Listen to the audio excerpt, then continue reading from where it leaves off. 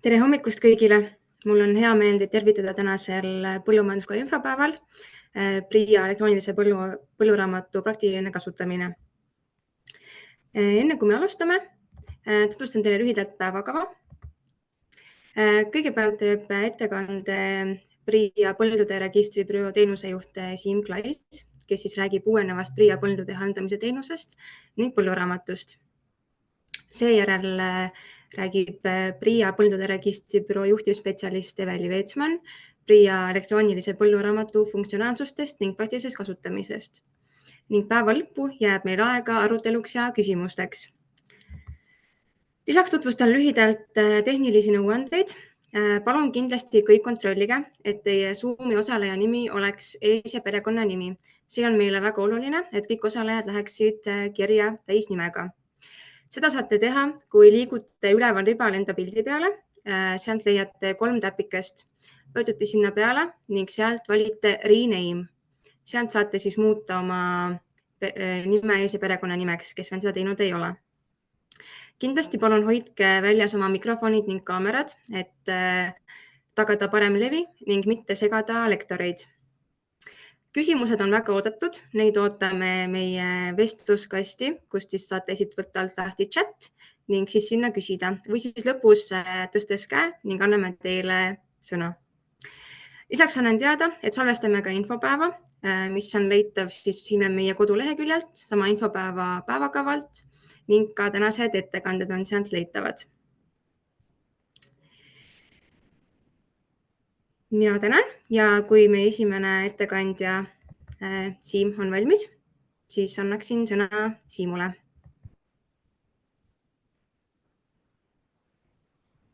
Ja, aitäh.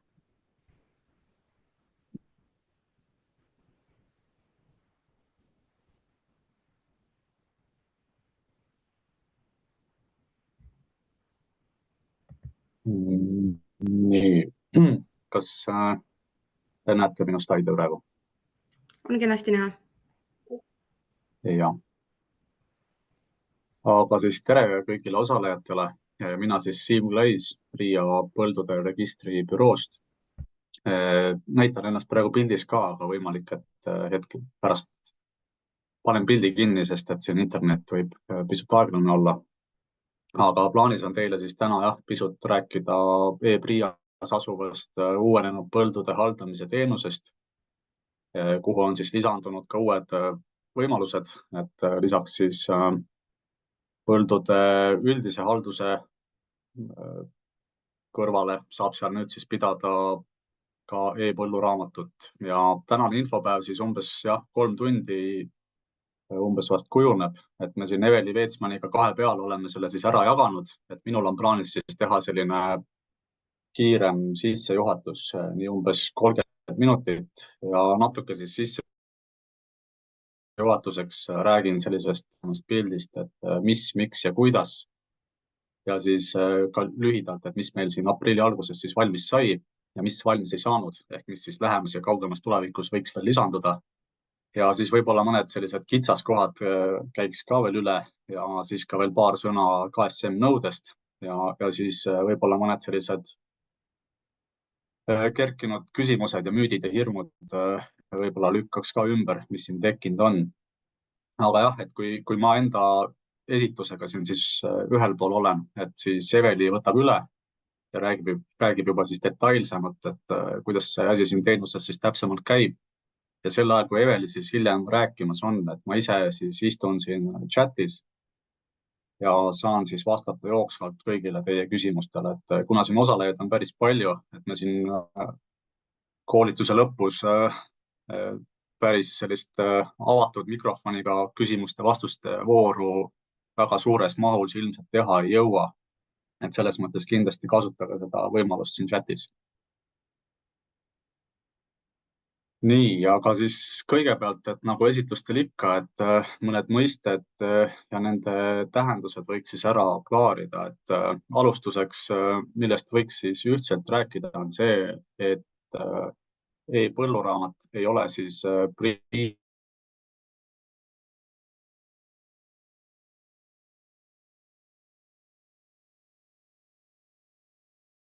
PRIA eksklusiivselt riiklikku elektrooniliselt peetud põlluraamatust ja seda elektroonilist põlluraamatut saab siis pidada aprillist e-PRIA-s ja saab täna, saab ka homme, täpselt nii nagu sai ka seda eile pidada siis mõnes erasektori e-teenuses.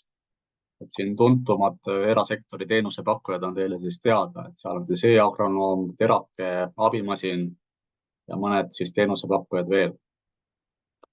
Aga siin e-PRIA-s asub siis põldude haldamise teenus lühendiga PHT, kus saab siis ühtlasi pidada täpselt nii nagu eratarkvaradeski elektroonilist põlluraamatut. Et ühesõnaga PRIA selles mõttes ei võrdu e-põlluraamat, aga PRIA mängib selles siis järk-järgult arenevas ökosüsteemis sellist suhteliselt keskset rolli. Et täna veel vähem, kuniks pole siin andmevahetust eratarkvaradega ja kuniks pole ka siis sellist andmete ristkasutust teiste asutustega. Aga tulevikus, kui kõik need pooled siis sünergia arenevad, et siis kindlasti juba rohkem. Siis siit edasi liikudes suur küsimus siis sellest, et miks me seda kõike teeme. Et siin slaidil ma pikka juttu ei tee, see osa peaks olema enam-vähem selge. Et siin esiteks me siis juba täna teame, et meie tänased ja ka tulevased andmevajadused on väga suured. Meil on siis ka paljud riiklikud ja ka erasektori äriprotsessid endiselt optimeerimata ja sellega koos siis ka andmete ristkasutusel väga palju tõrkeid. Meil on siis ka selline riiklik ühtne taksonoomia seni puudulik, mis siis omakorda pärsib arenguid, kui igaüks teeb siis omamoodi asju ja lisaks ei ole siis ka head sellist üldist statistikat kuskilt võtta, et siit omakorda siis algab selline no ütleme nii, et selline vildakate otsuste kaskaad, mida annaks kindlasti siis andmete olemasolul paremini juhtida.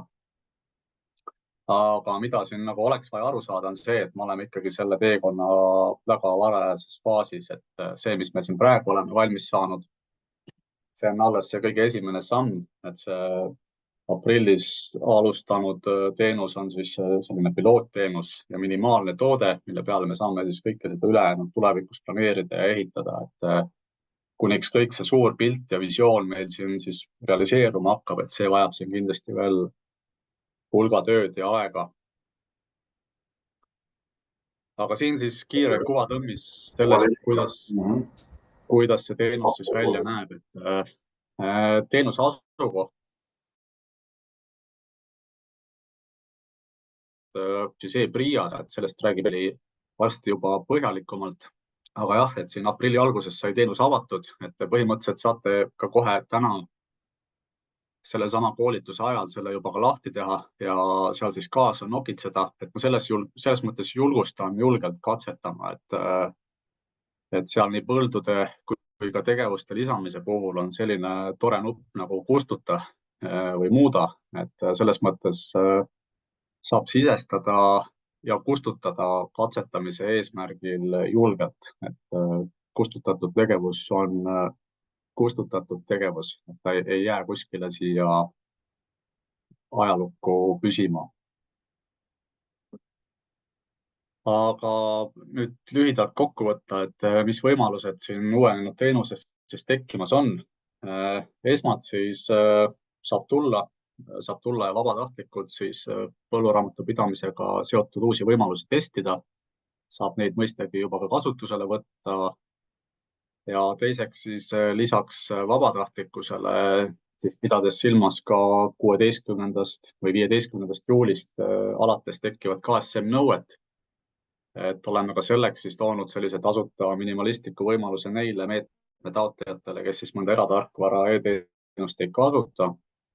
Ja siis ka kolmandaks, ja vist hetkel isegi praktikas selline kõige rohkem kasutust saab osa on see, et saab siis juba ka tulla siis teenusesse ja väikest viisi ette valmistada ka oma taotlusele minevaid põlde. Et jah, et sellest aastast alates saab siis põldudega seotud joonistamised ja muud sellised eeltööd teha juba varasemalt kui varasemal aastal. Et varasematel aastatel on siis PHT olnud avatud mai ja juunikuus, et väga sellisel töisel perioodil, väga kitsas ajaraamis. aga nüüd sel aastal ja ka edaspidi siis avatud aastaringselt. Aga mida siinkohal ikkagi arvestama peab, on see, et mis puudutab nüüd põldude ettevalmistamisi pindala toetustaotluse tarvis, et siis kõik need kontrollid, kaardikihid, mis selle tarvis siin tehakse, et need ei pruugi olla veel valmis. Ehk siis põllud selles mõttes võib valmis teha, aga see viimane kontroll ja lift tuleb ikkagi teha siis vahetult enne taotluse esitamist, et kuna iganes seda siis tehakse, kunagi seal mai või juunikuus. Teenuse asukoht, et sellest juba rääkisin, et teeb RIA põldude haldamine, aga see teenuse disain ja kasutusloogika, et üldjoontes see siis peaks olema enamikele tootjatele juba tuttav. See on seesama põldude haldamise teenus, mis ka eelmistel aastatel. Et selles mõttes ei ole siin tekkinud mingit uut asja, millega hakata siis nullist harjuma. Ja kui nüüd üldiselt rääkida pisut sellest suuremast kontseptsioonist, et miks just siis e-PRIA põldude haldamise teenuse juurde on need e-põlluraamatupidamise võimalused lahendatud, et siinkohal siis lühike kokkuvõte on see, et nagu ma enne juba mainisin, et see põldude haldamise teenus e-PRIAs, et see on juba siis olemasolev teenus aastast 2022. Et siia on siis juba aastatega päris palju raha investeeritud. Siin on ka väga palju selliseid protsesse juba valmis, ka meeskond juba eelnevalt taga. Aga seni on kogu see tehnoloogia olnud siis ainult pindala toetuste ärijuhtumi käsutuses. Et juba siis enne põlluraamatu osa lisandumist oli siin olemas väga täpne põldude riiklik haldus, väga korralik kaardirakendus ja ka muud tööriistad. Et selles mõttes nagu väikest viisi raiskamine, et selline andmestik ja sellised tööriistad on meil siis seni justkui kuuri nurgas seisnud ja loetud korrad aastas nagu välja toodud. Et me siin alternatiivina kaalusime ka lahendust sellist, et põlluraamatu teenusest täitsa eraldiseisvalt teha. Aga jah, et siinkohal reaalsus on see, et sellist ressurssi uut ja väga suurt infosüsteemi ehitada ja veel hullem siis hiljem ka hallata, et seda meil siin kuskil silmapiiril ei ole kahjuks. Ja noh, ressurss ressursiks, aga võib-olla isegi olulisem on aga see faktor, et ei ole siis ka ideoloogiliselt ega ka kliendi suhtes õige hakata pidama selliseid üksteist dubleerivaid infosüsteeme ja andmestikke. Aga noh, siinkohal muidugi peab möönma, et see selline ärivajaduste ühte potti panemine, et eks ta toob väljakutseid eelkõige siin esmalt PRIAle, aga siis ka kliendile ja eriti siin algusfaasis. Aga noh, sellegi poolest on see ainuvõimalik lähenemine mitmes mõttes. Aga nüüd siis pisut konkreetsemaks minnes, et mis siin PHT teenuses need uuenenud võimalused siis aprilli alguses kliendini jõudsid. Et ma siinkohal siis esimese asjana rõhutan üle, et peaaegu kõik, mis oli seal PHT teenuses enne, et see töötab ka endist viisi edasi, ja nagu juba mainisin, et seda teenust siis jätkuvalt kasutatakse ka taotluse põldude ettevalmistamiseks. Aga lisaks sellele tekkis sinna nüüd juurde ka võimalus põlluraamatu pidamiseks, et seal taustal siis endiselt on ka PRIA kliendiregister ja selle funktsionaalsused, ehk siis jätkuvalt võimalus volitada ka erinevaid põlluraamatu täiteid. Ja siis suurema täiendusena, mis me oleme sinna lisanud, on siis põldude niitude hooajapõhine andmete haldus. Et seni oli see lahendus meil selline nii-öelda ühel kihil üks aasta ja me iga aasta siin PRIA poolelt sisuliselt üle. Aga nüüd siis uuendus on see, et me oleme siis tekitanud sellised hooaegade kihid, kus on siis mineviku aastate põllud, jooksev aasta ja juba siis ka tuleviku aastad ja nendel kihtidel saab siis sõltumatult toimetada. Ja võib-olla siis kõige suurema sellise nähtava lisandusena oleme lisanud põllutegevuste andmete sisestamise võimaluse. põllutegevused siis kogu oma andmestikuga, sealjuures ajad, pindalad, materjalid, toitained ja muu selline. Kokku siis 30 tegevust praeguse seisuga külvist kuni seal mulla harimisteni. Ja lisaks sellele jah, et kõik need varasemad funktsionaalsused, kaardirakenduse tööriistad ja kõik muud, need ka siis ka kõik endiselt kasutatavad. Aga nendest detailidest juba siis mõne aja pärast Eveli saab pisut täpsemalt rääkida. Ja paar kiiret pilti ka, et siin siis põldude tabelist üks vaade, kaardirakendusest üks vaade, siis jah, siin suurema lisandusena põldude alla on lisandunud sellised akordionid, lisainfo, tegevused, saagikus ja tõenäoliselt neid akordioneid tulevikus lisandub siia veelgi. Et võib-olla siin juba mais, juunikuus lisandub siia näiteks ka tööriistade akordion ja võib-olla ühte ja teist veel. Ja neid akordione avades siis siin tegevuste koondvaade, siit edasi juba tegevuste sisestamine ja tegevuste sisestamine siis vastavalt tegevuse eripäradele. Aga siis nüüd paar sõna sellest ka, mis meil veel valmis ei ole, aga mis meil siin 2024 aasta jooksul võiks veel valmida. Et siin kevadel, suvel 2024 ja nüüd selle järgselt, kui me selle kupatusega siin töökeskkonda nüüd jõudsime, et esimene prioriteet meie jaoks on kindlasti see, et siis klientide selline kõige vahetum tagasiside saaks siis üle vaadatud.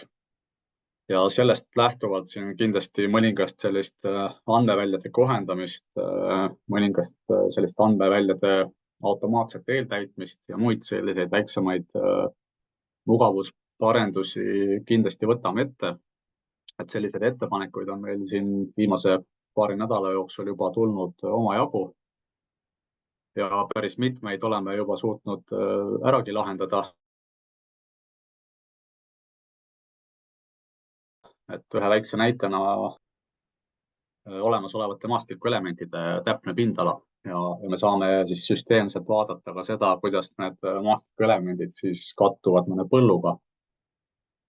Et mis me siin, üks väike lisandus, mis me siin eelmisel nädalal tegime, on see, et me suudame siis põllutegevuse sisestamisel siis eeltäidetud pindalast juba maha lahutada siis selliste kattuvate maastikeelementide pindala. Et selline väike mugavus, funktsionaalsus, mis samas võiks siis kasutajate sellist kasutusmugavust oluliselt parandada.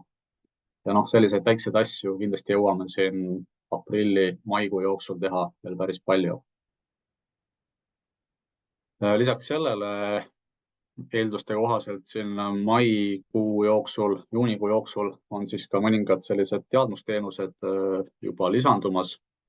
Et siin esimese hooga siis lupjamissoovitus ja väetussoovitus kalkulaator ja sealt edasi siis ka NPK ja huumusbilansi kalkulaator võiks lisanduda.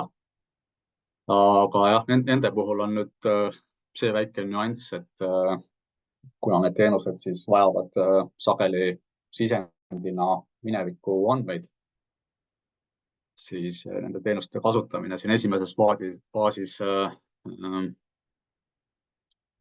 paljuski võib olla selline, et tuleb siis need andmed seal kalkulaatorites esiti siiski ise täita, aga siin ajapikku kuniks tekib siin ka teenuses neid mineviku andmeid, siis saab hakata neid kalkulaatoreid ja teenuseid siis ka eeltäitma. Lisaks sellele siin esimeste prioriteetide hulgas on kindlasti ka põlluraamatu koondvaade ja ka vastava raporti siis failina väljatrükk. Hetkel on meil on võimalik siis raportit eksportida küll, aga seal hetkel on siis ainult põlluandmed. Aga eelduste kohaselt siin suve jooksul suudame siis seda faili täiendada ka selliselt, et lisaks siis põlluandmetele saab sinna faili juurde lisatud ka kõikide põllutegevuste andmed. Ja lisaks sellele, mis hetkel on siis veel puudu ja mille tahaks siis niipea kui võimalik lisada, on siis ka toitainete koondarvestuse vaade, mis oskaks siis ühtaegu arvestada nii kalendriaastat, et seal on siis orgaaniliste väetistega seoses mõningad sellised piirangud, mida peab arvesse võtma, kui siis ka vegetatsiooniperioodi. Et see on nagu üks asi, mida kliendid on siin siis välja toonud. Ja siis ka siin andmete eeltäitmisel, et meil hetkel siis teenuses mingites kohtades tuleb andmeid siis ise täita, kus tegelikult oleks võimalik siis mingite keskmistatud väärtuste põhjal neid ka eeltäita, et näiteks siin orgaaniliste väetiste kogustes sisestamise järgselt siis toitainete arvestus, et hetkel meil seal ei ole veel integreeritud sellised keskmistatud väärtuste tabeleid, aga teoreetiliselt see on võimalik. Ja siin suve-sügise jooksul esmalt siis analüüsime ja ehk jõuame ka selleni, et jõuame need parendused siis realiseerida. Ja siit siis edasi andmevahetus eratarkvaradega.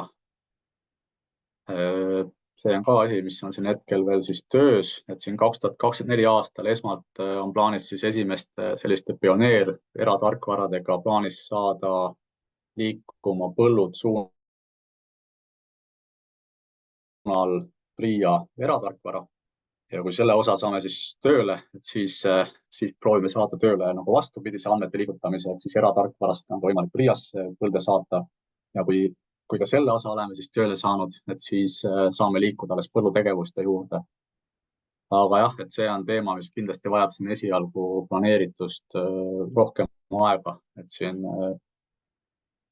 ka eratarkvarade võimekus selles osas varieerub ja reaalsus on ikkagi see, et siin 2024 aastal me hakkame selles osas alles siis piloteerima ja väikest viisi ka prototüüpima.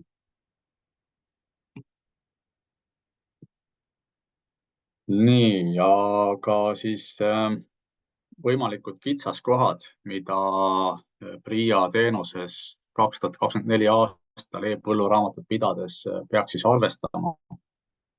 Et esiteks ikkagi seesama üldise raamistiku küsimus, et täpselt nii samuti nagu ka eratarkvarades, nii ka meie ikkagi pakume sellist piiritletud teenust, et see piiritletus erineb siis selles mõttes Vihiku ja Exceli lähenemisest selle poolest, et on ikkagi mingid reeglid, on mingid piirid, mida siis saab teha, mida ei saa teha ja kuidas siis mingeid asju saab teha. Kahjuks nagu sellist universaalset asja, mis kõigile korraga ideaalselt sobib, et seda on ikka teha väga keeruline ja kui see tõesti oleks nii lihtne, siis oleks kindlasti eratarkvarad sellega juba ammu hakkama saanud. Aga PRIA teenuse sellise raamistiku puhul, mida siis esimese asjana arvestada on see, et sarnaselt siis ka eratarkvaradele on ka meil siin ikkagi selline hooajapõhine kontseptsioon ja lähtume siis põhikultuuri saagihooaja kontseptsioonist. See siis tingimata ei pea, aga üldjuhul võiks siis kokku joosta pindala toetustaotluse hooajaga. Aga et siis siin raamistikus kõikide selliste ebastandardsete ja siis selliste erandjuhtude kajastamine, et nende jaoks ei pruugi olla alati sellist kõige mugavamat lahendust, millega võib-olla mõnes paindlikumas vormis ollakse harjunud. Et andmed kindlasti on võimalik kirja saada, aga selles mõttes hetkel ei saa kindlasti garanteerida, et see alati on nii kasutajasõbralik, nagu ta ideaalis siis võiks olla. Aga selles mõttes me kindlasti oleme arengule avatud, et eks see esimene pilootaasta annab ka PRIA-le kindlasti tagasisidet, et võib-olla neid piire siin ja seal saab siis pisut ka kohendada. Siis teiseks pindalatoetuste ja põlluraamatus seosed, mida siis tuleb siin PRIA teenuses arvestada, on see, et taotluse vormile siis lisatakse nende samade põldude andmeid. Aga jah, et siinkohal rõhutan üle, et selleks, et need andmed jõuaks ikkagi siit põldude haldamise teenusest ja põlluraamatust taotlusele, et selleks tuleb ikkagi kliendil ikkagi alati ise ise need teenuses olevad andmed taotlusvormile kanda, et selleks on siin olemas vastavad mugavad teenused muidugi. Ja see taotlusvorm nende sinna kantud andmetega tuleb kliendile ise siis ka alati esitada, et jah, mida siin on selles mõttes vaja siis tähele panna, on see, et need andmed, mida sinna taotlusvormile siis kantakse ja taotlusvormiga esitatakse, et on see siis PIN-i põhi- või muudatustaotlus, et need tuleb siis võtta siit samast PHP põldude haldamise teenuse hetkeseisust. Aga siit siis kolmandaks, et mu enda selline hetketunnetus on ikkagi see, et PRIA teenus hetkel on eelkõige sobilik sellistele väiksematele ja keskmistele tootjatele. Et nagu ma ennegi siin ette lugesin, et mis on siis valmis ja mis veel ei ole.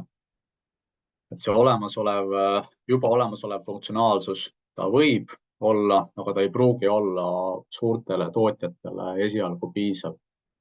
Et PRIA sellist terviklikku põllumajandusettevõtte ressursside planeerimise tarkvara hetkel siiski ei paku.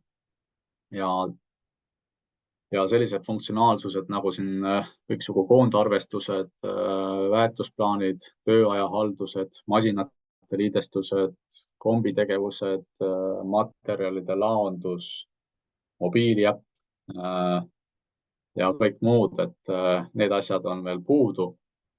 Et selles mõttes peab siinkohal ikkagi tõdema, et kindlasti eratarkvarad pakuvad väärtust neile, kes siis vajavad selliseid paindlikumaid ja keerukamaid funktsionaalsusi. Aga jah, et nagu ma enne juba mainisin ka, et mis puudutab siis andmevahetust eratarkvaradega, et selles osas me siin 2024 aastal alles hakkame siis piloteerima, et ega me tegelikult veel ei tea, kuidas ja mis ajaplaanis need asjad meil siin edenevad. Aga hetkeseisuga selline ideaalne tulevikupilt, mida me siin visioonis näeme, on see, et me ikkagi suudame siin aastaks 2025 siis andmevahetuse vähemasti siis võtme eratarkvaradega tööle saada. Ja mis siis tähendab seda, et klient saab siis ise valida, keda ta kasutab ja toimib siis ka teatav konkurents, mis omakorda siis sunnib siin erinevaid osapooli siis ka arenema. Ja siis siit edasi viimane kitsaskoht, mille ma veel ka tahan välja tuua, et siin 2024 aastal ikkagi sellisele üleminekuaja segadusele omaselt, et kindlasti võib esineda sellist andmete topelt esitamist riigile. Et siin hetkeseisuga olukord ongi selline, et nii PRIA menetluse osapooled, PTA, Keskkonnaamet, aga ka Statistikaamet. Esialgu neil osapooltel puudub ligipääs PRIA põldude haldamise teenuse andmetele. Ja kuna meil siin esimeses vaates kasutajaid on ka veel vähe ja eks meil need tööplaanid siin arendustel on ka suhteliselt kriitilised, et ega me ei ole siin ka üleliia forsseerinud siis neid vastavaid liidestusi. Et eks aeg näitab, kuidas need realiseeruvad. Aga lihtsalt ühe näitena, et võib selline kurioosum siin täitsa vabalt esineda, kus sa küll pead PRIA põldude haldamise teenuses elektroonilist põlluraamatut, aga siis PRIA menetluse pool ikkagi küsib sult andmeid.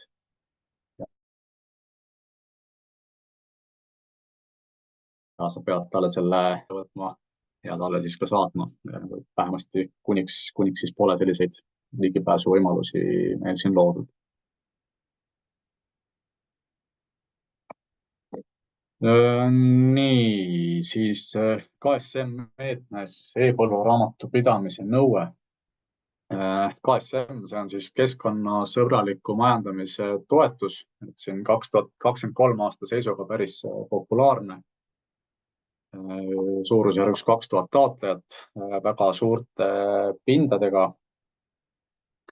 Mis puudutab KSM-iga seotud infot, et siin järgmisel kuul on tulemas ka eraldi info selles osas ja kindlasti siin ka muudest kanalitest tuleb veel täiendavaid detaile. aga kiire lühikokkuvõte on selline, et jah, et siin, mis puudutab nõude kuupäeva, et siin on olnud siis mitu määruse muudatust juba. Hiljuti siis kuulutati välja muudatused, et 1. aprill siis muudeti 15 juuli peale. Ja mida see nõue siis tähendab, on see, et KSM-i taotlev põllumajandustootja peab siis hakkama pidama oma põlluraamatut sellest kuupäevast alates elektrooniliselt ja võib ta seda siis pidada kas e-PRIA teenuses või siis mõnes eratarkvaras. Ja kuna siin e-PRIA teenus on ka avatud alates juba aprillist, et siis selles mõttes on kliendil siin ka mõned kuud aega testida ja seda teenust valida. Ja mida võib-olla veel siis tähele panna on see, et toetuse nõuded, neid peab siis täitma kalendriaasta piires. Et siin see 2024 aasta 15 juuli, et see on selles mõttes erandlik. Aga näiteks kui on siin plaanis ikkagi ka 2025 aastal KSM-i taotleda, et siis tuleks ikkagi põlluraamatut pidada elektrooniliselt juba alates 1. jaanuarist 2025. Ja siis küsimus sellest, et pidasin PRIA 24 aastal KSM e-põlluraamatu pidamise nõude osas kontrollimas on, et see on osa, mille kallal me siis veel töötame, et tõenäoliselt me siin 2024 aastal mingite väga keeruliste selliste ristkontrollideni veel ei jõua, aga mingid sellised esmased asjad ikkagi kavatseme sisse viia. Siis nüüd eelviimane slaid minu poolt. Mõned sellised müüdid ja hirmud siis ümberlükkamiseks, et ma mõned küsimused olen siia kogunud, mida on minult siis korduvalt juba küsitud. Et esmalt siis, mis puudutab järelevalvet, ehk siis PRIA menetleja, Keskkonnaameti ja ka PTA menetleja ligipääs siis PRIA põldude haldamise teenuse andmetele. Et selles osas ma võin öelda, et siin 2024 aasta kevade seisuga sellist võimalust pole vaikimisi kellelegi tekitatud ja ei saa nendele andmetele ligi hetkeseisuga ei PRIA menetlejad ega ka keegi teine ja ainult klient ise siis. Et see on teema, mis vajab meil siin hetkel veel täiendavat analüüsi, nii ärilist, tehnilist kui ka juriidilist ja seejärel kindlasti ka arendusi, et iseenesest need asjad siin tekkimas ei ole. Ja kui need võimalused on siin tekkimas, et need kindlasti ei tule siis üleöö ja ootamatult, et kindlasti selle kohta siis ka täpsem info ja tingimused saab teada antud. Et me oleme siin selles mõttes mingeid asju pisut eelanalüüsinud. Ja hetkeseisuga selline eelistatud lahendus on selline, kus siis põllumees annab ise selle vastava loa ja maha jäävad siis ka vastavad logid nendest vaatamistest. Aga jah, et hetkel selles osas ei ole asjad siin edasi liikunud. Mis puudutab nüüd 10 päeva andmete esitamise nõude kontrollimist, et see on ka üks väga palju küsitud küsimus, mis tekitab siis põllumeestes hirmu.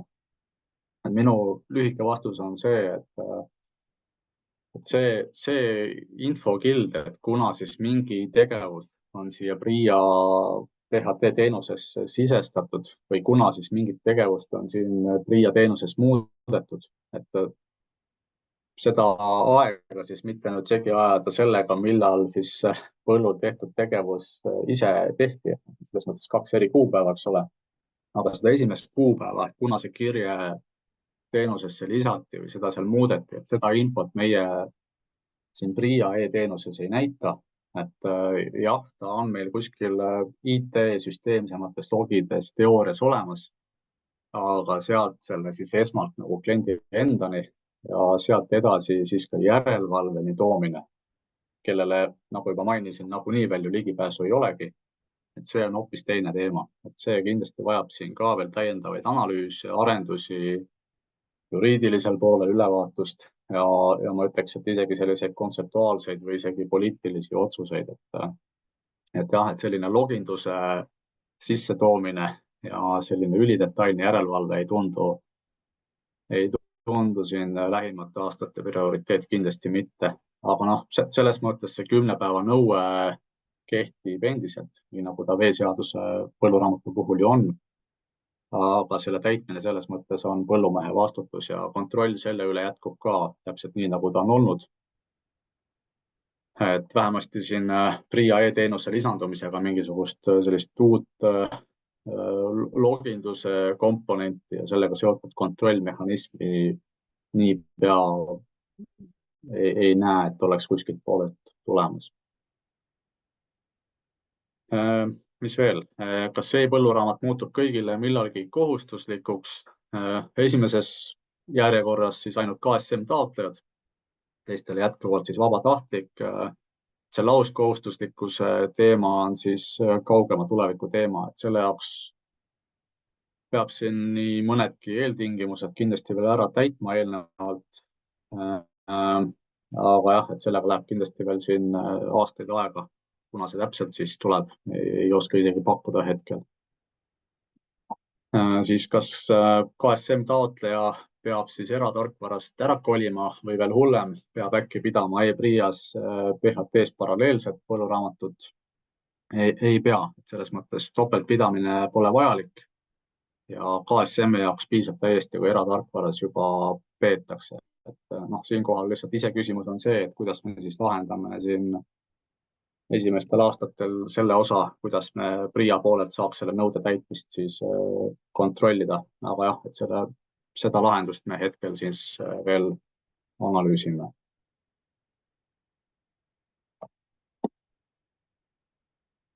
Ja siis ongi viimane slaid, materjalid lisainfoks. Me oleme siis kokku pannud ka teenuse kasutusjuhendi, mis on siis suurusjärgus 45 lehekülge. See on siis leitav nii PRIA kodulehelt, aga leiab selle ka teenuse enda abiinfost siis ülesse. aga noh, siinkohal ma lohutan, et see 45 lehekülge on selline petlik number, et noh, see tegelikult on selline suhteliselt illustreeritud materjal ja ma julgen pakkuda, et sellise 2–3 tunniga tegelikult loeb selle läbi küll. ja kui võtad seal teenuse enda paralleelselt ka lahti, et noh, sellise poole päeva tutvumisega tegelikult saab enam-vähem pildi ette sellest, mis siis saab teha ja mis ei saa. ja tegelikult me oleme teenuse enda sisse ehitanud ka sellise väikest viisi interaktiivse juhendi, et kui sa seal teenuses ringi navigeerid, et seal peaaegu iga andmevälja taga on selline sinine pallikene, kus sees on valge küsimärk, et kui sa sealt oma hiirega siis üle lipsad, siis alati peaks ilmuma selline väike informatiivne tekst, et mida see andmeväli parajasti siis tähendab ja mida seal siis sisestama peab. ja muidugi, kui tekib täiendavaid küsimusi, siis PRIA kasutajatugi telefon on siin siis olemas ja kindlasti ka emaili kaudu saab meid siis kätte. aga jah, mina olen enda sellise lühikese ülevaatliku esitlusega ühele poole saanud ja siit siis võibki Eveli võtta lennult üle ja jätkata siis juba pisut detailsema kirjeldusega. Ja aitäh Siimule. Et hetkel jätame selle küsimuste ringi vahele ja teeme selle peale Eveli ettekannet, et siis on arutelu üheskoos kõik. Eveli, kui oled valmis? Nii, tere ka minu poolt. Mina siis näitan teile nüüd kohe siin e-PRIA testkeskkonnas seda teenust lähemalt. Vaatame natukene veel seda hooajapõhisust, vaatame põldude kopeerimist, põldude ülekandmist teisele kliendile ja siis juba lähemalt tööde sisestamist ja hooajakultuuride ja saagikuste planeerimist. Jagan teile nüüd kohe siin ekraani.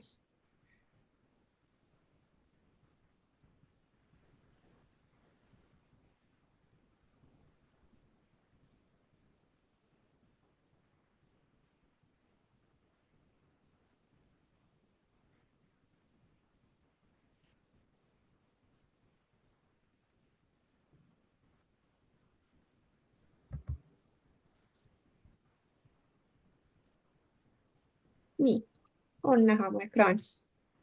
Ja, on kenasti nähtav. Aga hakkame siis pihta. Et kõigepealt nagu juba siis räägitud, et teenus ise paikneb siin e-PRIA-s pindalateenuste all põldude haldamise teenuses. Siin avaneb siis teile põldude nimekiri, nii nagu ta ikka siiani avanenud on. Nii. Ja siin siis siin vasakul nüüd näete, et siin on nüüd põldud hooaeg 2024, et see on nüüd üks uuendus, mida varem ei olnud siin põldude haldamise teenuses. Ja nüüd see siia tekkinud on. Et siin siis näete käesolevat hooaega, järgmist hooaega ja siis kõiki eelnevaid hooaegu.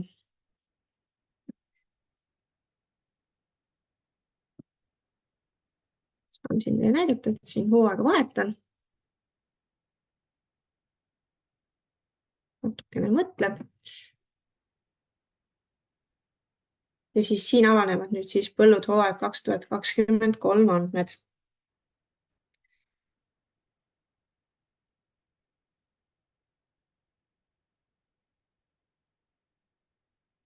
Nii nagu Siim siin juba eelnevalt mainis ka, siis põlluhooajana me käsitleme põllukultuuri saagi hooaega ehk hooaja 2024 alla kuuluvad siis tegelikult juba sügisel 2023 külvatud taliviljad, nendega tehtud tegevused, 2024 aasta kevadel külvatud kultuurid, ka vahekultuurid, lisaviljelused, mis seal siis on, kuni siis saagikoristuseni välja.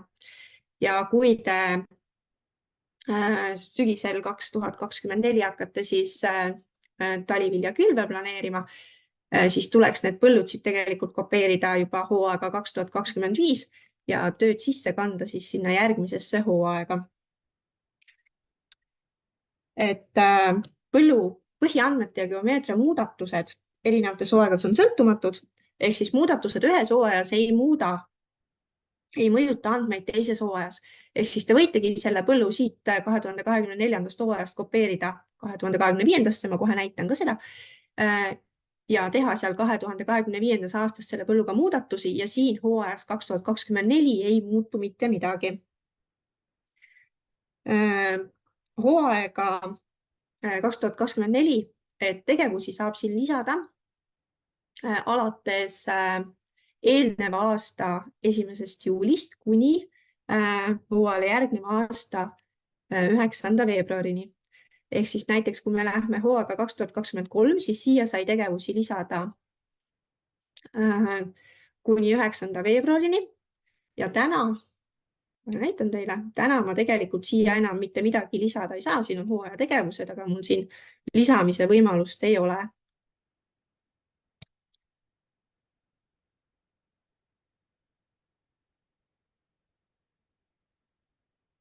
Ja näitan siis nüüd põldude kopeerimist ka. Et kui te siis soovitegi hakata nüüd uue hooaja põldusid ette planeerima, sügiskülve midagi, siis põllu kopeerimiseks teete linnukese põllu ette. Võite kopeerida ka kõik põllud korraga, selleks teete linnukese siia ülesse. Ma praegu näitan teile ühe põlluga. Ja siis siin on meil toimingud ja kopeeri.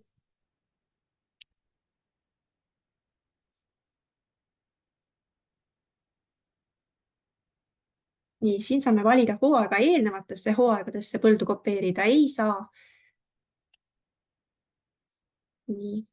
Ja kui me nüüd selle põllu ära kopeerisime, siis meil avanes kohe põllud hooaeg 2025 ja me näeme, et see põld on kopeeritud 2025. aastasse. Põlluga kaasa tuli ainult põllu lisainfo, geomeetria. Põllul tehtud tegevused kaasa kopeerides ei tule. Et kui ma liigun tagasi hooaega 2024,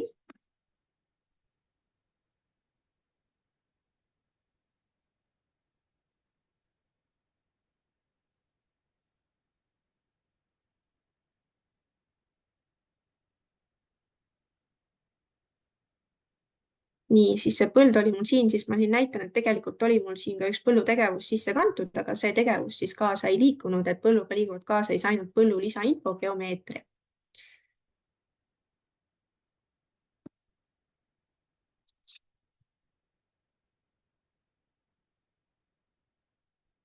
nii, räägin ära siia ka põldude ülekandmise, ühe kliendi põldude haldamise teenuse põldude tabelist teise kliendi põldude tabelisse. Põldude ülekandmisel kandub üle siis kogu põllu andmekomplekt ehk siis põllu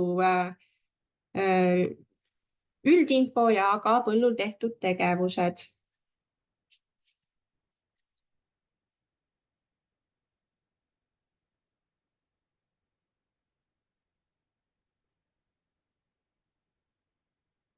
ja üle saame siis kanda põlde käesolevast hooajast ja põllu ülekandmisel ei tohi põld siis olla kantud pindalatoetuste taotlusele, avatud taotlusele, et kui põld on juba kantud taotlusele, siis seda üle kanda ei saa. Ehk siis selleks tuleb kas põld pindalatoetuste taotlusest eemaldada või oodata taotlushooaja lõppu. aga näitan siis siit ülekandmise näidet ka. Siin on mul üks põld, siin on sisestatud üks tegevus ka. Siin on mul ka mõned kultuurid siin planeeritud. nii, ülekandmiseks siis täpselt samamoodi me alustame sellest, et linnukene siis põllu ette ja toimingud ja kanna üle uuele kasutajale. nii, siin ta küsib siin registrikoodi, paneme siin. Täidame ära siis andmed ja kanname põllu üle. Olen kindel, et soovin selle põllu üle kanda.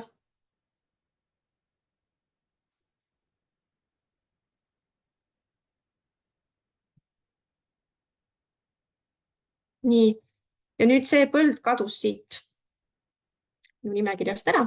Ma lähen nüüd selle teise kliendi vaatesse, jälle põldude haldamise teenusesse. ja siin näeme, et see põld on nüüd mul siin teise kliendi põldude nimekirjas. ja selle põlluga tulid ka kaasa siis, nagu näete, kõik need põllul tehtud tegevused, ka siin kultuurid saagikus, et kõik liikus põlluga kaasa sinna teise kliendi põldude haldamise teenusesse. nii, vahetan jälle rolli siin korraks.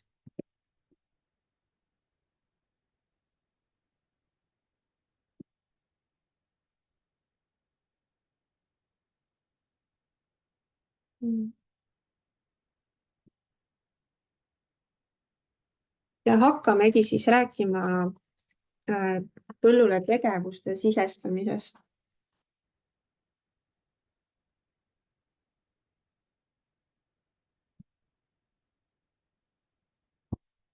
et tegevusi meil siis praegu, nagu siin eelnevalt juba on mainitud, on praegu 30.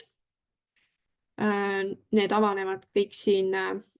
Selleks, et tegevust lisada, siis kõigepealt vajutame siin põllunumbrile. Siin on meil siis põllu lisainfo, mis oli ja geomeetria, mis siin on näha, mis oli ka varasemalt olemas. Ja siis nüüd ongi siia lisandunud hooaja tegevuste ja hooaja kultuuride saagikuse akordionid. Hooaja tegevuste alla siis saabki lisada tegevusi. Tegevused ise siis avanevad rippmenüüst. Neid on siin praegu kokku 30, nagu öeldud. Kõikidel tegevustel on põhiomadused, ehk siis tegevuse pindala, tegevuse alguse kuupäev, lõpukuupäev, tegevuse olek ja siis märkuste lahter, mis on siis vabas vormis lahter, kuhu saate kirjutada lisainfot, mida te parajasti soovite siis sinna täiendamiseks kirjutada. aga vaatamegi üle siis põhiomadustega tegevuse sisestamine. Neid on siin nagu öeldud, erinevad niitmised, kündmised, ka vagude moodustamine, äästamine, kõikvõimalikud tegevused. Võtame siis näiteks kastmise tegevuse. Tegevuse pindala.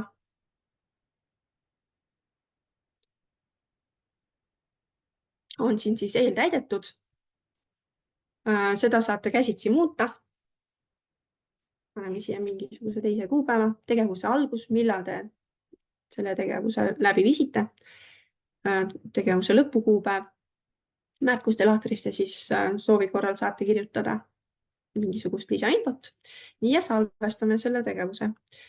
Siin nüüd näitan, olek on tal tehtud, sellepärast et panin siia eilse kuupäeva alguse ja lõpu kuupäevaks. Nii, aga võtame siit veel ühe põhiomadustega tegevuse. Võtame näiteks kivide korjamine. Ütleme, et muudame siin ka natukene pindala. Ja panen siia näiteks homse kuupäeva, tegevuse lõpukuupäev, vaikimisi ta pakub sama kuupäeva, mis on tegevuse alguse kuupäev. Seda saab muuta. Nii, ja siis salvestan selle ära. Ja siis näete, siin on tegevuse olekuks on nüüd planeeritud, sest see mul homse kuupäevaga. Kui see homne kuupäev nüüd kätte jõuab, siis see tegevuse olek muutub tehtuks. Et juhul, et seda siis tasub jälgida, et kui te planeerite tegevusi, panetegi endale juba põlluraamatusse võib-olla sinna järgmiseks nädalaks mingi tegevuse kirja, aga te seda tegelikult ei tee, et siis tuleks see siin ka ära muuta, sest siin ta automaatselt muutub lihtsalt tehtuks, kui see kuupäev kätte jõuab. Nii ja need põhiomadustega tegevused siis kõik ongi täpselt ühesugused selles mõttes, et sinna läheb tegevuse pindala, sinna läheb tegevuse alguse kuupäev, lõpukuupäev, te saate sinna kirjutada mingi kommentaari, kui te soovite ja ongi kõik. Nii. Aga siis on meil veel 10 sellist tegevust, millel on erinevad lisaomadused, ehk siis tuleb täita natukene rohkem kui lihtsalt põhiomaduste lahtrid. Ja hakkame siis neid nüüd ükshaaval vaatama ja vaatame, mida siis nende juures silmas pidama peaks. Nii, esimene on siin siis külvamine, istutamine. Tegevuse pindala jälle vaikimisi täidetud. Paneme siia mingisuguse tegevuse alguse kuupäeva, tegevuse lõpu kuupäeva. Põllumajanduskultuur. Või mul siin suvioder alla külvita, see tuli mul nüüd siis ka siin vaikimisi sealt põldude tabelist, sinna oli niimoodi märgitud. Nii, ja nüüd hakkame lisama siis sorti, et kui me valime siit nüüd Eesti sordiregister,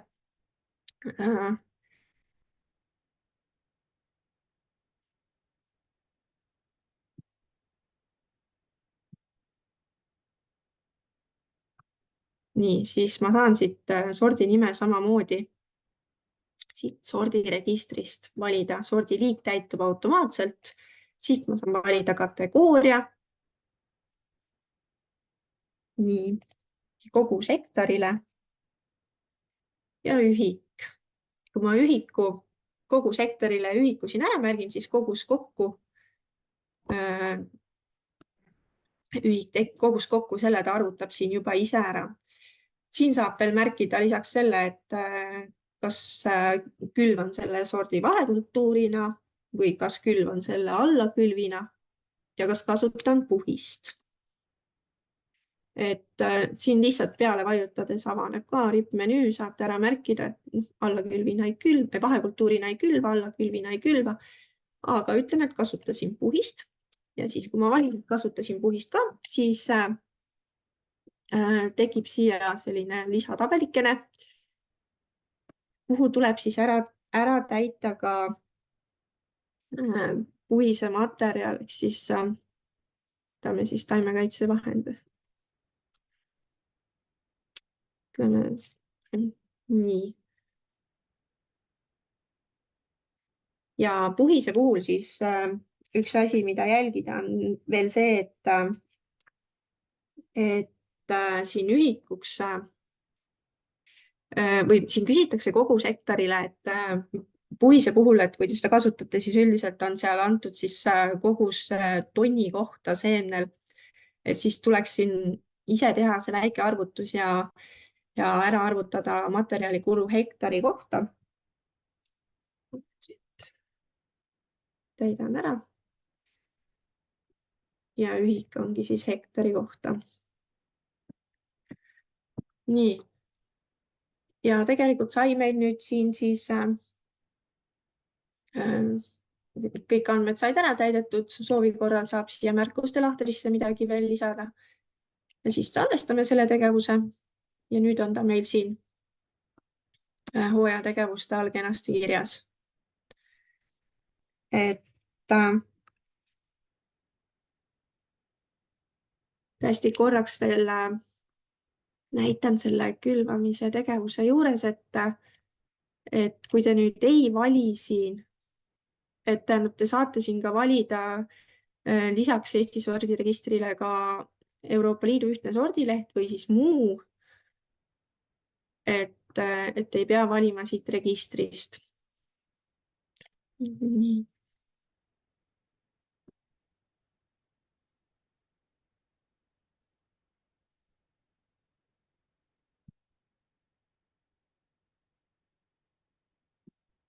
Võtame järgmise tegevuse siit. On siis saagikoristuse tegevus. Samamoodi tegevuse pindala, tegevuse algus, tegevuse lõpp.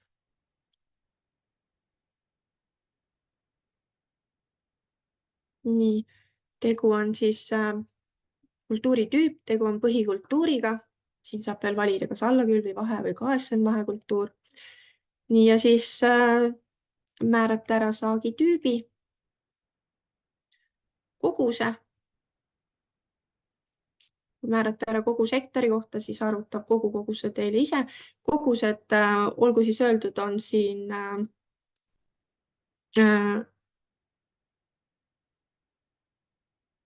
on aida kaalus kõik siin antud.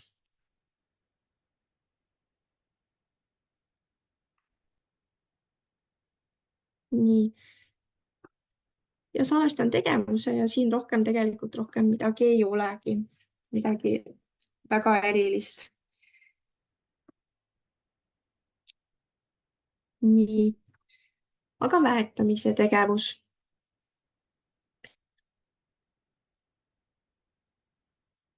Nii. Väetamise tegevuse juures on nüüd siin natukene rohkem informatsiooni, mis tuleb ära täita. Tegevuse pindala, nagu ikka siin ette antud, seda võib jätkuvalt käsitsi muuta.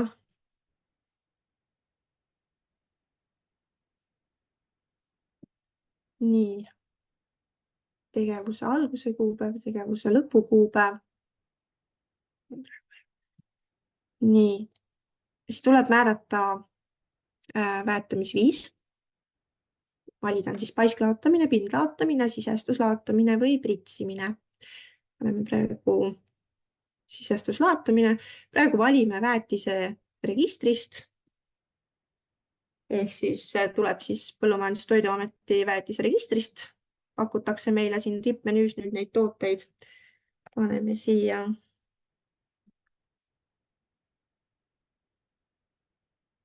Paneme näiteks sellise väetise. Nii, väetise liik täitub siin automaatselt kohe. Täidame ära kogus hektarile ühiku. Kogus kokku täitub siis vastavalt kogu sektorile sisestatud numbrite järgi.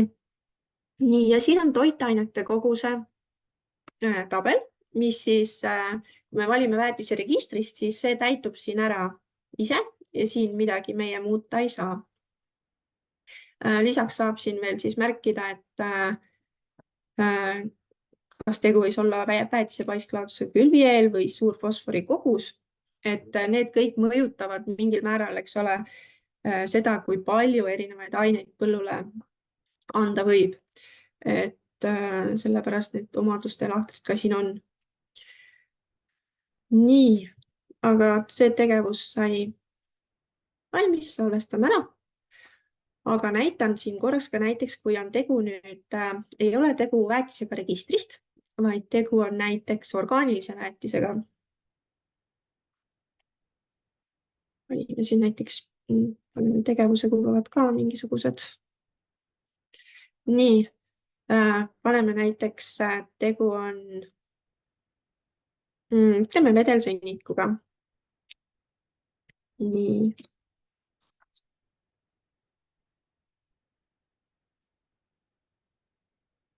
Nii. paneme siit näiteks, tegu on lägaga.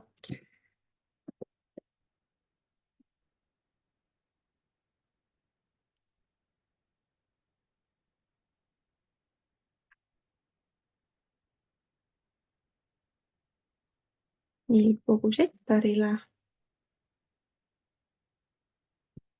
Nii.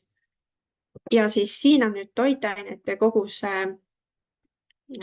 tabel, mis nüüd siin iseenesest ei täitu. Siin tuleks siis tegelikult täita ära ise.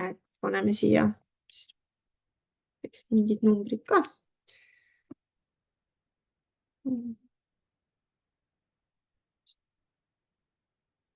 Siit saab neid ka ise soovi korral näiteks kustutada või juurde lisada neid aineid, mida te sinna põllule siis viisite. Nii. Ja siin siis tuleb toitainete kogust käsitsi täita, et siin ta ise ei täitu hetkel meil. Ja salvestame tegevuse.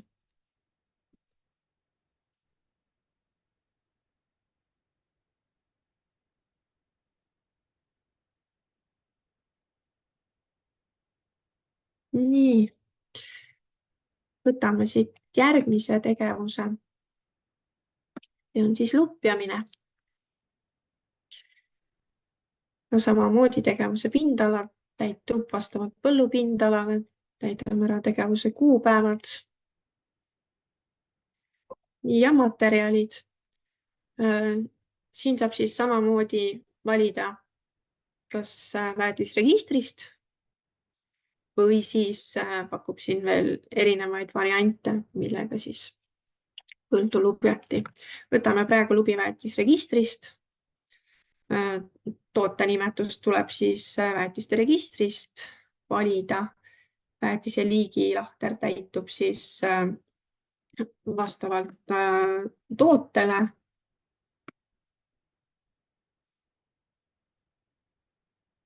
Nii, panen siia kogu sektorile. Ja siis siin on ka siis materjali eriomaduste tabel.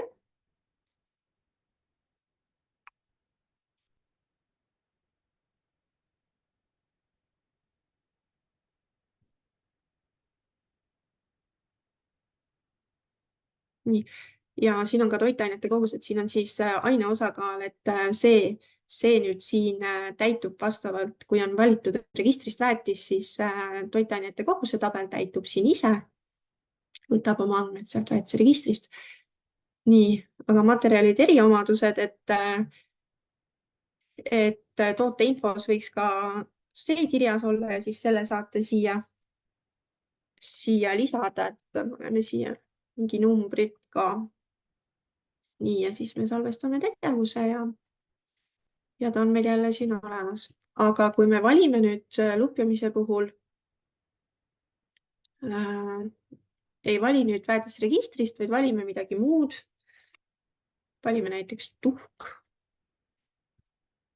Nii, siis sellisel juhul toote nimetuse me peame täitma käsitsi.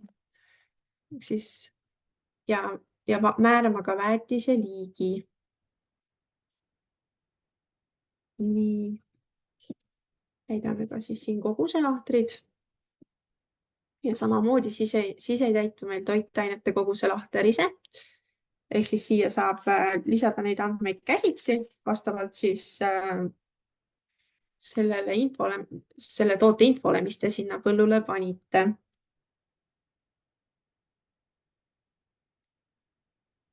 Nii.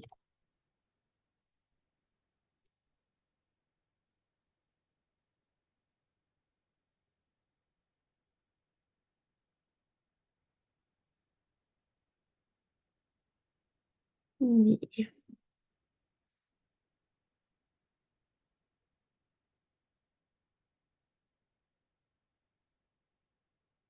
Nii, vaatame siis siit nüüd taimekaitsevahendi kasutamise tegevust.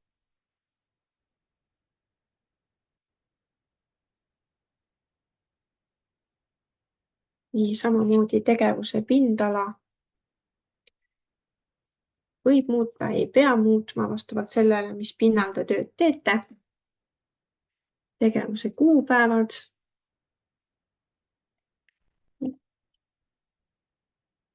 Nii, märkuste lahtrit jällegi võib täita, ei pea täitma. Nii, taimekaitsevahendi materjal. Siin saab siis samamoodi valida näiteks taimekaitsevahend registrist.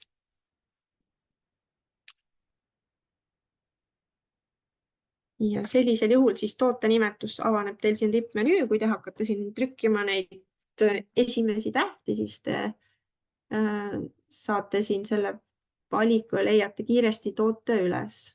Taimekaitsevahendi liik, kui on registrist võetud, siis ta täitub siin ise toote nimele vastavalt. Nii, kogus hektarile. Ühik.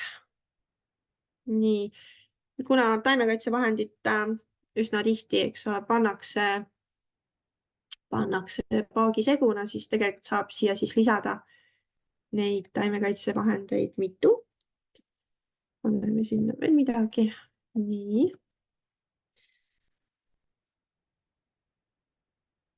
Määrame kogused. Nii, ja siis paneme näiteks, et lisasime sinna paagisegusse ka märgajat või kleepainet. Nii. Ja siin nüüd sellel juhul, kui me valime märgaja, siis see ei ole nüüd, see info ei tule nüüd taimekaitsevahendite registrist, vaid see tuleb nüüd sisestada käsitsi. Paneme toote nime.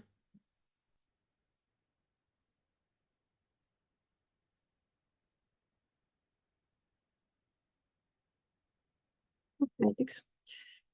Nii, taimekaitsevahendi liiki me ei täida. Täidame ära koguse ja siis määrame ühiku. Ja siis kogus kokku, ühik kokku siin, need täituvad siis vastavalt hektari kogusele. Nii, aga mis on veel taimekaitsevahendi kasutamise juures oluline, on siis tööteostaja nimi. Tööd saab teatavasti töid saab teha siis taimekaitsetunnistust omav isik. Ja siia siis peaks panema selle tööteostaja nime ka, kes selle siis tegi. Nii, seoses nüüd taimekaitsevahendi töödega veel üks asi, et üsna tihti pannakse sinna paagisegusse ka näiteks leheväetisi. Siis täna sellist võimalust ei ole, et ma saan selle nüüd siia, selle leheväetisega siia paagisegusse kohe lisada. Ehk kuna tegu on siis väetamise tegevusega, siis leheväetis tuleks siiski lisada eraldi ja väetamise tegevusena. Me võime siis korraks seda uuesti vaadata ka siit. Nii, et siis valime väetamisviisiks pritsimine. Paneme siit Euroopa Liidu väetisetooted ja muud.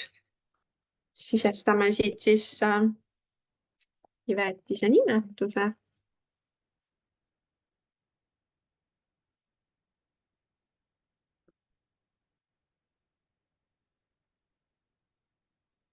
Nii, siis valime väetise liigi. Nii, mikroelementide näiteks. Nii. Ja nagu ikka, kogu sektorile, ühik ja siis toitainete kogus siin aineosakaalud, et siis need peaks ka siis, need on protsendina, need tuleks siis ise määrata.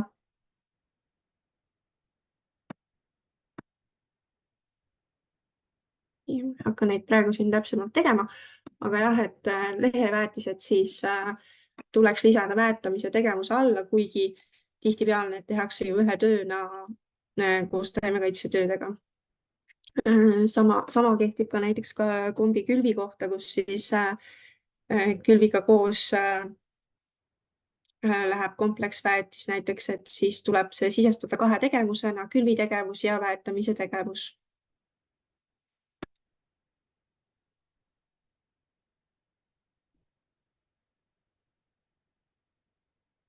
Nii. võtame järgmise töö, mida siia siis sisestada saab. Siis seiretegevus. Seiretegevuse puhul siis väga palju neid lahtreid ei ole, mida täitma peab. Tuleb määrata seireliik. Et näiteks taimehaigused. Oleme siit näiteks võrklaiksus. Ja siis tuleks määrata kogus. Nii, võib-olla leidsime veel midagi, need kõik saab siin korraga kirja panna.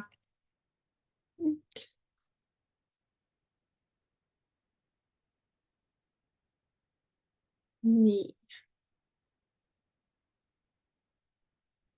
Ja siis salvestame ja ongi olemas. Ja siis see asi, mida veel siin seire juures näitan, et seiretegevuse all, kui valida sündmused, siis siia saab kirja panna näiteks, kui teil nüüd talivili näiteks ei elanud talve üle, kevadeks on suur osa sellest hävinenud, siis seire alla siia sündmus saab valida siit sündmused ja siis siit saab kirja panna, et näiteks osaline taimiku häving,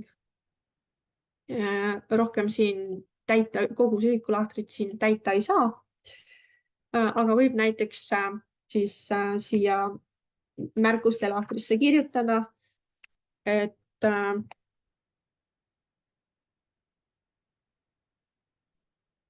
kui palju näiteks on hävinenud, siis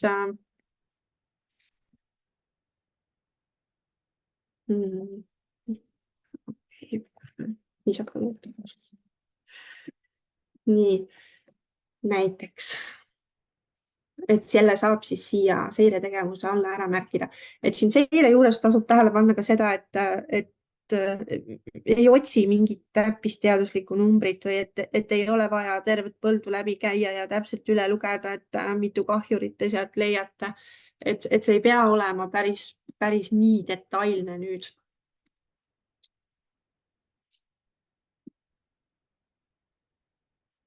Nii. Järgmisena vaatame karjatamise tegevust.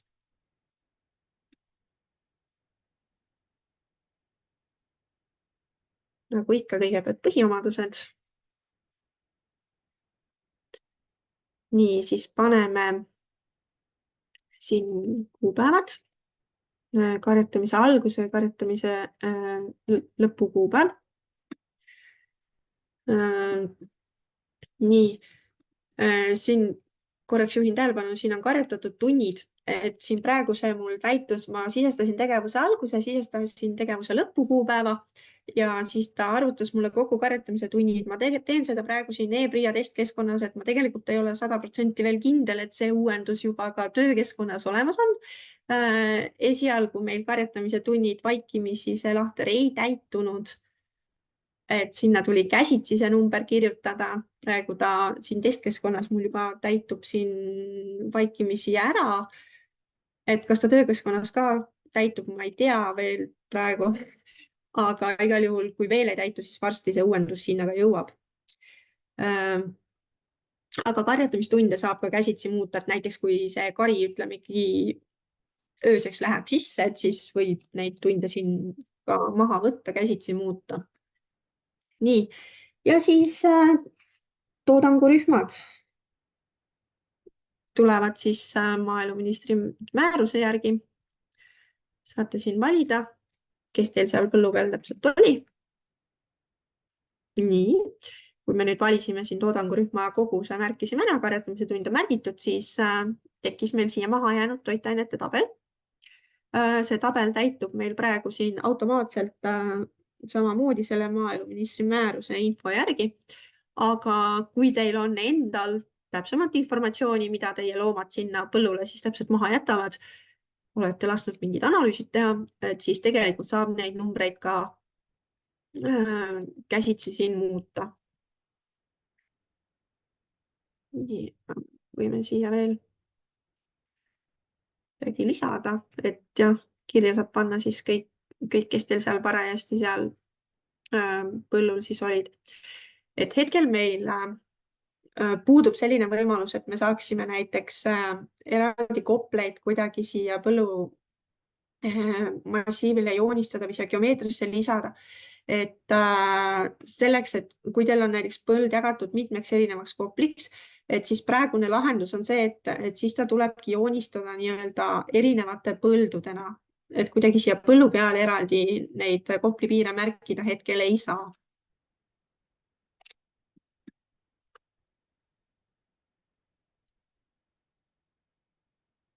Nii. Võtame siit järgmise põllu ja järgmise tegevuse suhteliselt lihtne tegevus täita on maaparandushoiutööd, siis jälle tegevuse pindala, tegevuse algus. Nii, siin me valime maaparandushoiutöö liigi. Siin on ka öeldud, et see tuleb jälle maaeluministri määrusest. Nii.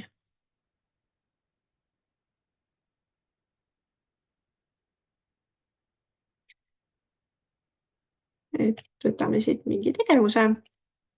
Siin saame ära määrata hoiutöö mahu. Ühiku lahter täitub vastavalt sellele, missuguse tööliigi me valisime.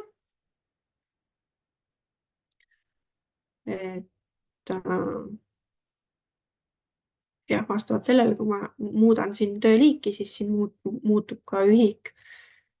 Ja paneme siia siis mingi koguse ka ja siin tegelikult rohkem mitte midagi ei olegi, et suhteliselt selline lihtne töö sisestamine. Nii.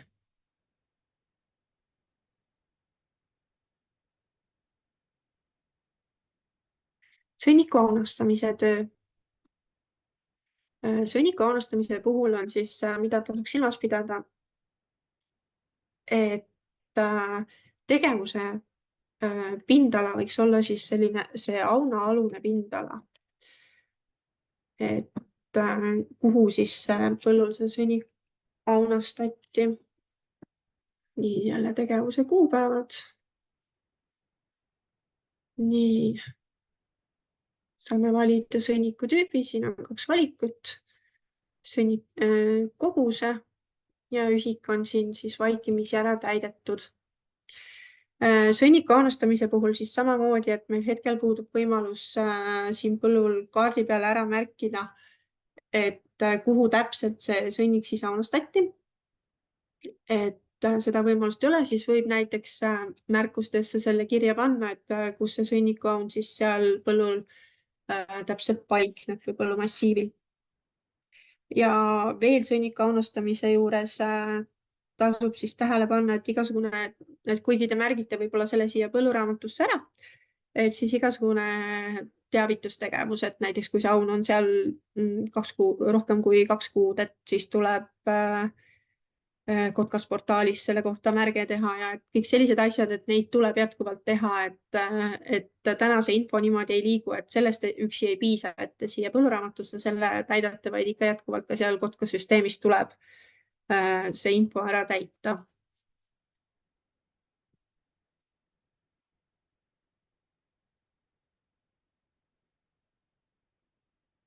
Nii, mullaproovi võtmise tegevust vaatame ka veel.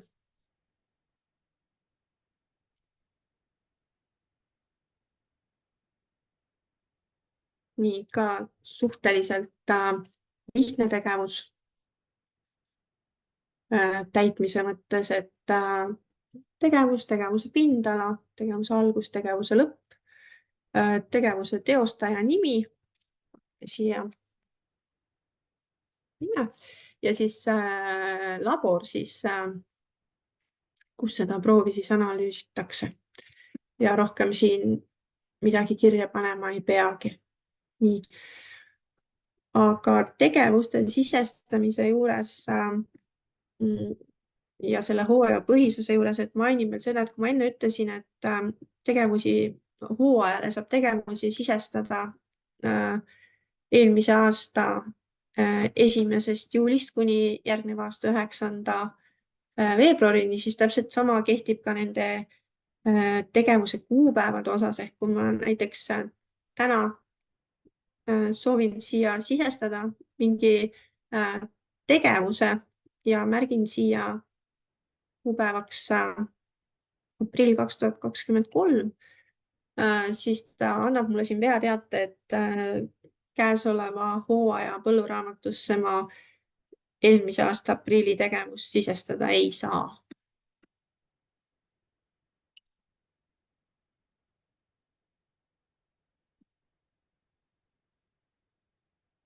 Nii, aga siin on meil veel üks akordion ehk hooajakultuurid ja saagikused. Siia saab siis ära täita kõik põllul kasvavad kultuurid, põhikultuur, vahekultuur, allakülvikultuur, et mis seal siis parajasti kasvab ja ära märkida ka planeeritavad ja tegelikud saagikused. Nii, võtame siit siis põllu. Nii, ja hakkame vaatama. Nii, täidame ära kõigepealt põhikultuur. See oli siin põllul meil talinisu alla külvitav. See näete, pakkus siia seda vaikimisi. Nii, saagitüüp paneme siia terad. Planeeritud saak, aida kaalus. Paneme siia siis koguse ja siis hiljem saab siia siis lisada tegeliku saagi. Aga kui põllul nüüd siis kasvab ka mingi allakülvikultuur või mingi vahekultuur, et siis ka nende saagid saab siia ära täita. Ja samamoodi, kui te näiteks planeerite sellelt põllult ka lisaks sellele teraviljasaagile ka põhku hiljem, et siis ka selle võib tegelikult, ei peaks siia hooajasaagikuse juurde ära märkima. Et paneme siia ka siis mingid kogused. Nii. Ja siis, kui põllul on allakülvikultuur, siis samamoodi selle saagid ära täita vahekultuur või KSM vahekultuur. Et mis vahe on nüüd vahekultuuril ja KSM vahekultuuril?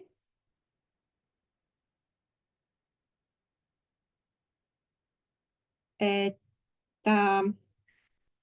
KSM vahekultuuri peate te nüüd ära märkima siia, kui teil on, kasvatate sellel põllul nüüd vahekultuuri ja te planeerite nüüd näiteks KSM toetuse vahekultuuri kasvatamise lisategevuse toetust taotleda, siis see KSM vahekultuur peaks olema just siia hooajakultuuride saagikuse laatrisse ära märgitud. Et võtate siit KSM vahekultuur, mis ta seal parajasti teil on, vahekultuur, mis te sinna näete.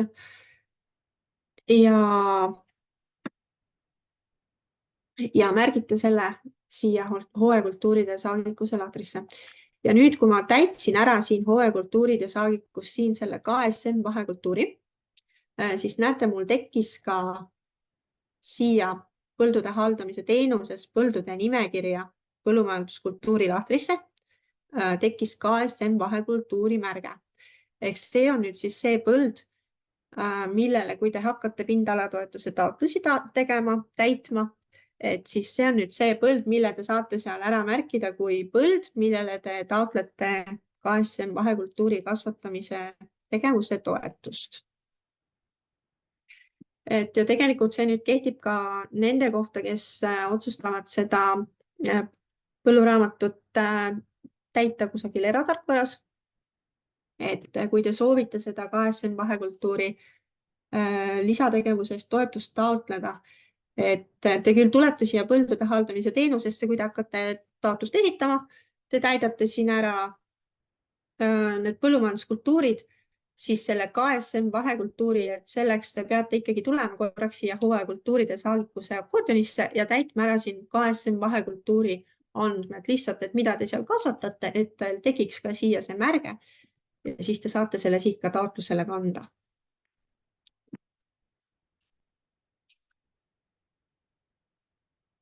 ja mis puudutab siis hooajakultuure ja saagikusi, siis näitan korraks ka, lähen siia niitudesse, et iseenesest on pärandniidu aladel on see süsteem iseenesest on suhteliselt sarnane, siin on hooajategevused, siin on hooajakultuurid ja saagikused, aga mingid piirangud siin siiski, eks ole, on. Ehk siis, kui me vaatame siin hooajakultuuride ja saagikuse laatreid siin, siis siin saab täita ainult saagitüüpi ja planeeritud saaki. Ehk siin jah, kultuure niimoodi määrata ei saa.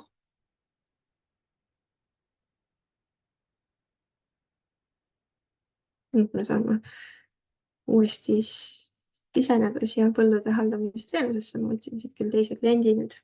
Nii, aga tegelikult suures osas mul sai suhteliselt kiiresti praegu see ülevaade ära antud, et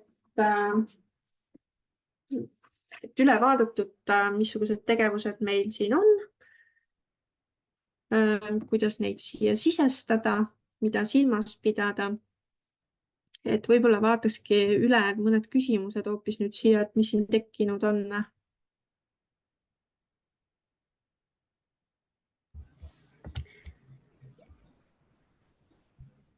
Ja aitäh, Eveli. Väga huvitav oli vaadata ja jälgida.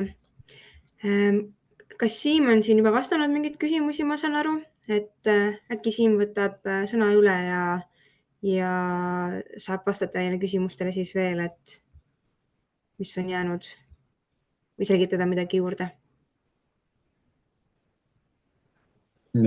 Ja ma tegelikult ei hakkaks chati niimoodi üle käima, et ma seal jooksvalt olen vastanud, aga võib-olla siis tundub, et aega on päris palju, aga võime siis võtta siin järjest küsimusi ja püüda neile siis vastata.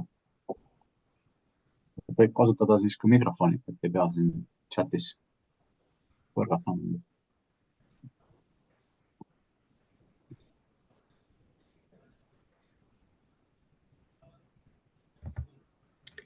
Jah, et küsimusi veel jõuate chati kirjutada, et on aega kõigile vastata.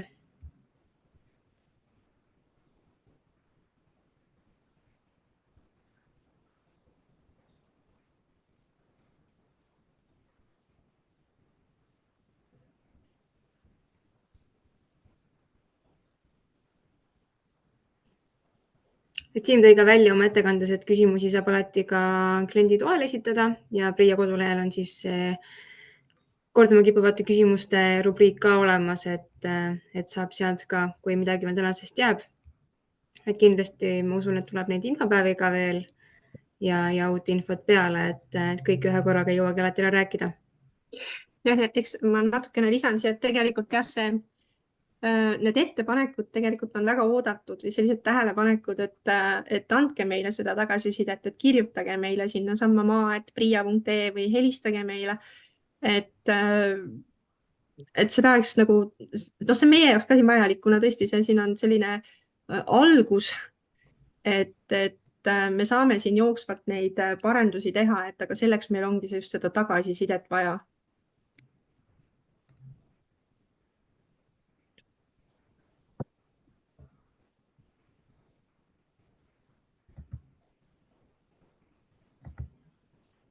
Ja küsimus tuli, et millal PHT on teie arvates valmis?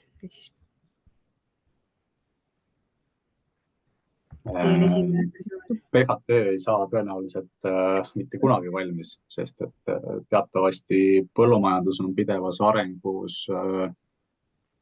Huvigrupid on oma soovidega väga sellised, ütleme nii, et ebastabiilsed ja ka regulaator on üsnagi ebastabiilne, et tõenäoliselt meid ikkagi hakkab siin ees ootama lähemas ja kaugemas tulevikus päris palju selliseid väiksemaid täiendusi ka andmeväljade osas. Et ühed ettepanekud tulevad siit klientidelt, teised tulevad siit erinevate asutustelt, kindlasti ka siin Euroopa Liidu poolt mingisuguseid uusi andmeväljadega seotud nõudeid.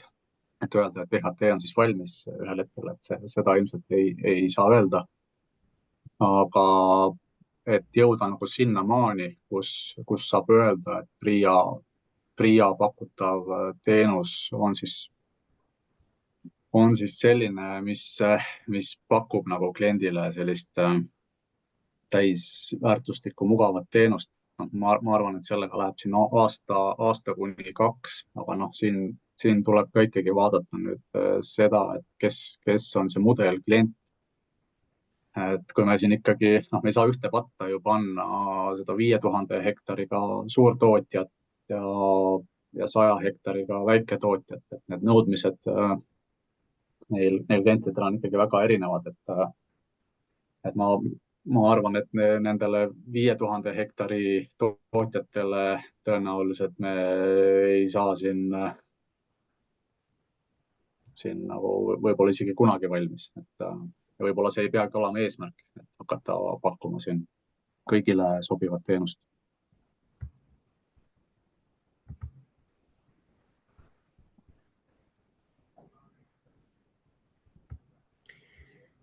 Just, aga kuna praegu tundub, et küsimusi rohkem ei ole tulnud, et siis kutsume üles katsetama ja proovima ja siis tagasisidet andma PRIA-le, et kuidas siis sellega töötamine on ja et see saaks nii, et on mugav ja hea sellega töötada, et saaks sellele põllumehele hea tööriist.